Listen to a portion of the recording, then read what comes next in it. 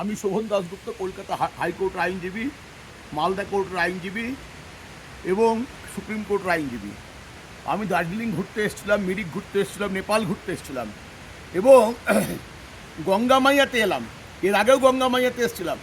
একটা heritage place, অদ্ভুত নেচারের সৌন্দর্য, অথচ সরকার এই গঙ্গা মাইয়াকে কোনো রকম কেয়ার করছে না, কোনো রকম যত্ন করছে না। দার্জিলিং কর্তৃপক্ষ কোনো রকম যত্ন করছে না। দার্জিলিংয়ের এমপি রাজু বিস্ত বিজেপির, সেও কোনো রকমভাবে এটা কেয়ারিং নিচ্ছে না। এত সুন্দর একটা জায়গাটা নষ্ট হয়ে গেছে। কেউ এখানে আসছে অথচ ঘোরার কোনো জায়গা নেই। এখানে আর কেউ কোনো টুরিস্ট আসে না, হোটেল বন্ধ হয়ে গেছে। গঙ্গা মাইয়ার যে ঐতিহ্য, যে সৌন্দর্য, সেটা সম্পূর্ণ নষ্ট করে দেওয়া হয়েছে। এই ব্যাপারে আমি সেন্ট্রাল গভর্নমেন্ট, স্টেট গভর্নমেন্ট উভয়ের কাছেই আমি অনুরোধ করছি যে গঙ্গা মাইয়ার যে সৌন্দর্য, সেটা যে পরিমাণ অর্থ লাগে সেটা খরচ করে সৌন্দর্যটা ফিরিয়ে আনুন।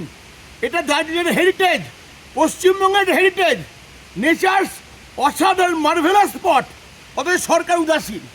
এই ব্যাপারে আমি বলছি যে দুই সরকারকেই আপনার এটার উপর ইমিডিয়েট ব্যবস্থা নিন, না হলে আমি কিন্তু ক্যালকাটা হাইকোর্টে রিট ফাইল করবো।